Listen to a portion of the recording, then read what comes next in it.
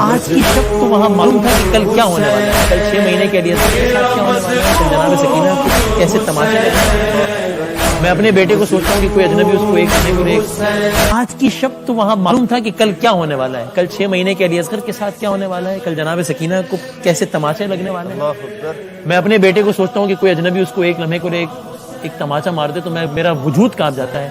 سیدہ کے گھرانے کی بیٹیوں کو تماچا مارے تو میں وہ آپ سے پوچھوں گا اگلے، لیکن ابھی ذرا ہمیں بتائیے گا کہ 28 رجب کو امام حسین مدینے سے نکلے۔ میں نے کہیں سنا کہ مصائب رو لینے کے لیے تو اتنا ہی کافی ہے کہ حسین کو اپنے نانا کا مدینہ چھوڑ دینا پڑا، یہی کافی ہے رونے لیے۔ لیکن کیا ہوا، یہ مجھے اندازہ ہے کہ بہت تفصیلی بات ہے، ہمارا پروگرام اس دامن وقت میں اتنی گنجائش نہیں، آپ بس مختصر بتائیے گا۔ 28 رجب کو نکلتے ہیں امام حسین مدینے سے اور 2 محرم کو کربلا پہنچتے ہیں، یہ ٹائم لائن ذرا ہمیں بتائیے گا۔ 28 رجب تا 2 محرم، 28 رجب سن 60 ہجری امام حسین علیہ السلام نے مدینہ چھوڑا۔ اس سے ایک دن پہلے ولی امام حسین علیہ السلام کو دربار میں بلایا تھا، اچھا مدینے میں، اور مدینے میں، اور بلا کر کہا کہ یزید کا خط آیا ہے اور اس نے آپ سے بیعت کا مطالبہ کیا۔ ٹھیک، امام حسین علیہ السلام نے کہا کہ رات کا وقت ہے، کل دن میں مجمع کے درمیان بات کریں گے کہ بیعت کا اصل حقدار کون ہے۔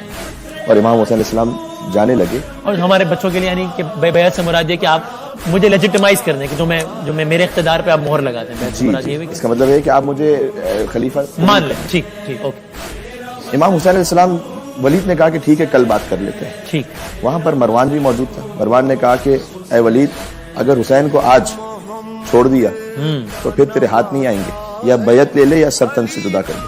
ٹھیک، امام حسین علیہ السلام سرخی وجہ اللہ، چہرے پر سرخی جلالت نمودار ہوئی اور فرمایا کہ اتقت یبن الزرقاء اتقتلنی ام ہوا، تجھ میں اتنی جرت ہے کہ تو مجھے قتل کرے گا یا یہ اتنی اوقات رکھتا ہے۔ آواز کا بلند ہونا تھا کہ بنی ہاشم کے جوان دربار میں داخل ہوئے۔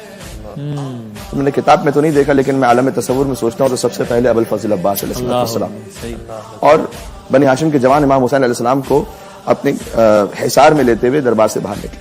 لیکن امام حسین علیہ السلام نے پھر محسوس کر لیا کہ اب مدینہ اگر وہ رہتے ہیں تو انہیں مدینہ میں شہید کر دیا جائے گا، اور شہادت بھی ایسی ہوگی کہ خبر ہی نہ ہو سکے کہ اس کے پیچھے اصل مجرم کون ہے۔ لہٰذا امام حسین علیہ السلام خود اب عالم اسلام کو بیدار کرنے کے لیے جانے مدینہ چھوڑ رہے ہیں۔ یہ فقط عالم اسلام پر یہ خبر جب پہنچی نا تو کافی تھا کہ یزید کا تختہ الٹ دیا جاتا، کافی تھا بہت۔ یہ حسین جھنجھوڑ رہے تھے اس مردہ جسم کو کہ بھئی یہ کون ہے جو آل رسول کو سے مدینہ چھوڑوا رہا ہے۔ عبداللہ غفاری یہ کہتے ہیں کانا لا یسمع صوت الرعد، اتنا اونچا سنتے تھے کہ بجلی کڑکنے کی آواز نہیں سن پاتے تھے۔ اچھا، ان کا بیان ہے کہ 28 رجب المرجب کو اپنی زوجہ سے کہتے ہیں کہ یہ محلہ بنی ہاشم سے بیویوں کے رونے کی آواز آ رہی ہے، اس لیے کہ ایک کوہرام تھا، بیویاں ایک کے بعد ایک آ رہی ہیں اور محملوں پہ سوار ہو رہی ہیں۔ پھر ایک آواز آئی کہ اے مدینہ والوں اپنی نگاہوں کو جھکا لو، اس لیے کہ اب علی کی بڑی بیٹی زینب کبریٰ سلام اللہ علیہا تشریف لا رہی ہے، اور ایک طرف سے امام حسین بڑے، ایک طرف سے ابوالفضل عباس علیہ السلام بڑے، ایک طرف سے علی اکبر بڑے، احترام ثانی زہرا زینب کبریٰ سلام اللہ علیہا میں۔ حضرت میر انیس لکھتے ہیں پہنچی جوئی ناقے کے قری دختر حیدر، خود ہاتھ پکڑنے کو بڑھے صفت پیمبر، فضا تو سنبھالے ہوئے تھی گوشہ چادر، تھے پردہ محمل کو اٹھائے علی اکبر، کمر فرزن کمر بستہ چپو راس کھڑے تھے اور نالین اٹھا لینے کو عباس کھڑے تھے۔ یہ وہ منظر ہے کہ جو مدینہ سے کربلا روانگی کا۔ ایک اور منظر بھی ہے جس سے اگر آپ مصائب سے ریلیٹ کر پائیں، جو کربلا سے بی بی روانہ ہوئی تھے بعد از عاشورہ۔ یہاں تو مردوں نے سوار کروایا نا، وہاں اب تو مرد بچا نہیں تھا، تو پھر علی کی بیٹی نے تمام بیویوں کو سوار کروایا، اور جب خود سوار ہونے کی منزل آئی تو میر انیس اگلا بند لکھتے ہیں ایک دن تو مہیا تھا وہ سامان سواری، 28 رجب، ایک روز تھا وہ گرد تھے نیزے لیے ناری، بے پردہ تھا نہ محمل نہ ہودج نہ امانی، اور بے پردہ تھی وہ حیدر کرار کی پیاری، اس لیے کہ چادر چھین لی گئی تھی، اور ننھے کئی بچوں کے گلے ساتھ بندے تھے، اور تھے بال کھلے چہروں پہ اور ہاتھ بندے تھے۔ یہ ہے 28 رجب کا منظر کہ حسین نکل رہے ہیں۔ 3 شعبان کو مکہ پہنچے۔ مکہ معظمہ میں شعبان کا مہینہ گزرا، رمضان، شوال، ذوالقعدہ، حج کا احرام پہنا ذوالحج میں، حاجیوں کے لباس میں قاتل بھجوا دیے گئے کہ حسین کو دوران حج طواف میں سعی میں کہیں شہید کر دیا جائے، اور پھر وہی کہ خبر ہی نہ ہو پائے کہ اصل مجرم کون ہے۔ جی ایک واقعہ ہو گیا، بعد میں ہو سکتا ہے خود مذمتی بیان بھی جاری کر دیں۔ امام حسین علیہ السلام نے حرمت حج اور حرمت خانہ خدا کو باقی رکھنے کے لیے، آپ ذرا سوچئے گا، وہ جو جائے امن ہے خانہ خدا کہ وہاں پر حکم ہے کہ اگر کوئی کافر یا مشرک ہو تو اس کا بھی خون بہانا حرام ہے، حرم کے اندر حرم کا احترام ہے، وہاں پر نواسے رسول کا خون، وہ نعوذ باللہ میری زبان رک جاتی ہے کہ میں لفظ کہوں کہ کیا وہ اتنا ارزا سمجھ لیا گیا تھا نعوذ باللہ کہ حرم کے اندر حسین کا خون بہا دیا جائے۔ حسین نے حرم کی حرمت کو باقی رکھا، وہاں سے چلے، وہاں سے پھر جب چل رہے ہیں تو کوفہ جانا چاہتے ہیں۔ اس بات کی وضاحت کے ساتھ کہ مدینہ سے جب چلے تھے تو کوفیوں کے خطوط نہیں آئے تھے، حسین نے مدینہ کوفیوں کے خطوط کی وجہ سے نہیں چھوڑا، یہ ذہن میں رکھیے گا۔ بعض لوگ سمجھتے ہیں کوفیوں کے خطوط آئے تو امام حسین علیہ السلام، حسین نے مدینہ اس لیے چھوڑا ہے کہ حسین سے بیعت مانگی جا رہی ہے اور قتل کر دیا جائے گا آل رسول کو مدینہ ہی میں۔ مدینہ کی حرمت کو باقی رکھا، وہاں تشریف لے گئے مکہ مکرمہ۔ اگر پہلے ہی کوفیوں کے خطوط آ چکے ہوتے تو پہلے کوفہ جانا چاہیے تھا نا، مکہ نہ جاتے۔ اچھا مکہ جائے امن ہے، وہاں پر بھی اب حرمت خانہ خدا کا خیال ہے، اب کوفیوں کے خطوط آ چکے تھے تو کوفہ کی طرف جا رہے ہیں۔ کوفیوں میں سے یقیناً کچھ ایسے لوگ ہیں جنہوں نے بے وفائی کی ہے، لیکن میں آپ بات اور بتاؤں، امام حسین علیہ السلام کے لشکر کی اصل جو تعداد ہے وہ تقریباً 125 کے قریب ہے۔ 72 شہیدان کربلا تو معروف ہیں، ورنہ جو گنج شہیدہ میں بھی جو امام حسین السلام کا جو حرم ہے کربلا محلہ میں تقریباً 120-125 کے قریب ہیں، اس میں سے 65 شہیدان کربلا کم سے کم کوفہ سے، تو امام حسین علیہ السلام کا آدھا لشکر تو بنتا ہی کوفے والوں سے۔ اور پھر چلے کوفہ جانا چاہتے تھے کہ ہور کا لشکر ملا، ہور جو اس وقت ابن زیاد کی آرمی کا ایک کمانڈر ان چیف، 1000 سپاہیوں کے ساتھ، اور کیا اس پہ بات ہو سکتی ہے میں بیان کروں؟ جی ہور کا لشکر ملا، اور ہور نے آ کر کہا، ہور اگرچہ کہ اس لشکر میں لیکن شروع سے اس کے دل میں احترام اہل بیت ہے، اور یہی احترام اسے بچا گیا آخر میں۔ ہور نے کہا کہ میں آپ کو سے جنگ لڑنے نہیں آیا، مجھے یہ حکم ہے کہ آپ کے ساتھ رہوں اور کوفہ آپ کو ساتھ پہنچاؤں۔ اچھا، اور امام حسین کے ساتھ اس کا لشکر چلنے لگا، لیکن اس سے پہلے مجھے جملہ کہنے دیجیے، جب ہور کا لشکر ملا تھا تو بہت پیاسا تھا اس وقت، اور زبانیں ان کے دہن سے باہر تھیں، اور جانور پیاس سے مرنے کے قریب تھے۔ امام حسین علیہ السلام نے کہا عباس سب سے پہلے تو ان انسانوں کو اور اس کے بعد جانوروں کو پانی پلاؤ۔ یہ حسین دوست کو پانی نہیں پلا رہے تھے، دشمن کو پانی پلا رہے تھے۔ دشمن کو پانی پلانے والے حسین کا 6 ماہ کا بچہ پیاسا مارا گیا۔ یہ امام حسین حجتیں تمام کر رہے تھے۔ اس کے بعد ایک اور خط آیا ہر کو کہ اب کوفہ نہ آنے دینا حسین کو، اچھا اب جہاں کہیں ہے روک لو۔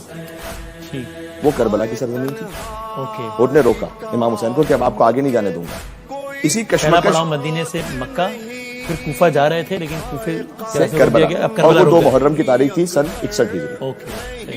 اسی کشمکش میں امام حسین السلام نے کہا کہ اچھا ہم کسی اور شہر چلے جاتے ہیں۔ ہر نے امام حسین کی سواری کے لجام کو پکڑا، اور امام حسین نے، کیونکہ بہت گستاخی کی علامت سمجھا گیا، چراغ ہدایت ہے نا، امام حسین نے کہا ثقلت کا امک یا ما تريد، اے ہو تیری ماں تیرے غم میں بیٹھے تو کیا ارادہ رکھتا ہے۔ یہ امام حسین کیوں کہیں گے کسی؟ اس لیے حسین جانتے تھے کہ اس کے دل میں میری ماں کا احترام ہے، اور جب میں اسے اپنی ماں یاد دلاؤں گا نا تو اسے میری ماں یاد آئے گی۔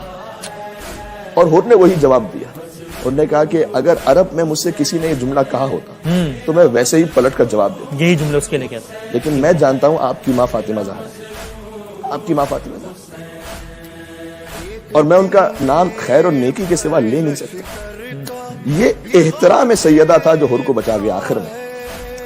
اور 2 محرم کو قافلہ وہاں رک گیا، اور اس کے بعد پھر دن گزرتے چلے گئے، 7 محرم کو پانی بند ہو گیا، اور پانی بند ہونے کے بعد پھر 3 دن آل رسول پیاسے رہے، اور شب عاشور وہ کیفیت آئی کہ پھر امام حسین علیہ السلام نے حجتوں کو تمام کیا، چراغوں کو بجھایا کہ جو جانا چاہتا ہے وہ چلا جائے۔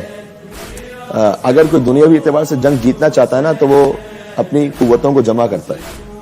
حسین کے ساتھ دنیا کا معاملہ ہی نہیں تھا، حسین نے کہا جو جانا چاہتا ہے چلا جائے، حسین کا معاملہ تو اللہ سبحانہ و تعالیٰ کے ساتھ۔ اب شب عاشور کا بیان ہم اس میں آخر میں آپ کو سنیں گے، اور 28 رجب سے لے کے 2 محرم تک کا आपने आपकी इजाजत है मैं एक जुमला कह दूं, चूंकि हजरत हुर का बयान हुआ है तो कहीं वो तसव्वुर ना रह जाए। आखिर में वो फिर आए थे इमाम हुसैन इस्लाम के लश्कर, शहादत दी, फिर वो 10 मुहर्रम को आए थे, समेत शहादत वो 10 मुहर्रम को आए थे और उनकी आंखों में पट्टी बांध कर आए थे कि मैं हुसैन को देख नहीं पाऊंगा, इसलिए कि मैं तो खुद हुसैन को लेकर आया हूं। और हुर का बेटा साथ चल रहा था, तो हुर के बेटे ने कहा अल्लाह अकबर। तो कहा बेटा तूने तकबीर क्यों कही? कहा बाबा शबीह रसूल अली अकबर इस्तकबाल के लिए आ गए। और फिर कहा अल्लाह अकबर। कहा बेटा तूने तकबीर क्यों कही? फिर कहा अलमदार करबला अबुल फजल अब्बास आ रहे। और फिर हुर के बेटे ने कहा अल्लाह अकबर अल्लाह अकबर अल्लाह अकबर। 3 मरतबा तकबीर क्यों कही? कि बाबा अब तो खुद फातिमा का लाल आ रहा है आपको लेने के लिए। और हुर पहुंचे तो शर्मिंदा थे, तो कदमों में सर झुकाया, का हल्ली मिन तौबतिन, हुसैन बस इतना बता दें कि अब भी क्या तौबा की गुंजाइश है। उठाया सीने से लगाया, अंत हुर्रुन फिद दुनिया वल आखिरह, ए हुर तू दुनिया में भी आजाद है आखिरत में भी आजाद है। और एक लम्हे में गोया हुर ने लश्कर यजीद से इमाम हुसैन अलैहिस्सलाम की सिपाह का सफर किया। क्या जल्द गया सूए इरम दारे फना से, कि सूखा है पसीना भी तो जन्नत की हवा से। क्या कहना है।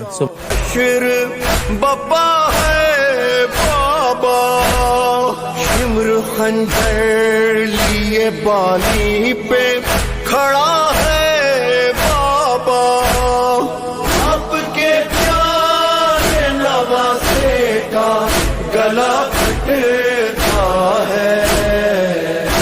मजलूम हुसैन मेरा मजलूम हुसैन, मजलूम हुसैन आशूर मेरा लाल बड़ा प्यासा है। मजलूम हुसैन मेरा मजलूम हुसैन, मेरा मजलूम हुसैन, मेरा मजलूम हुसैन। एक दिन में भरे लश्कर का भी गम देखा है, उसने अब्बास का अकबर का भी गम देखा है। दफन करके अली असगर को अभी आया है। मजलूम हुसैन, मजलूम हुसैन, मेरा मजलूम हुसैन, मेरा मजलूम हुसैन। आए छलनी है जिगर फिर भी नहीं रोया है, इतने दिन से तू मेरे लाल नहीं सोया है। हाँ मेरी गोद में सो जा तू बहुत जागा है। मजलूम हुसैन मेरा मजलूम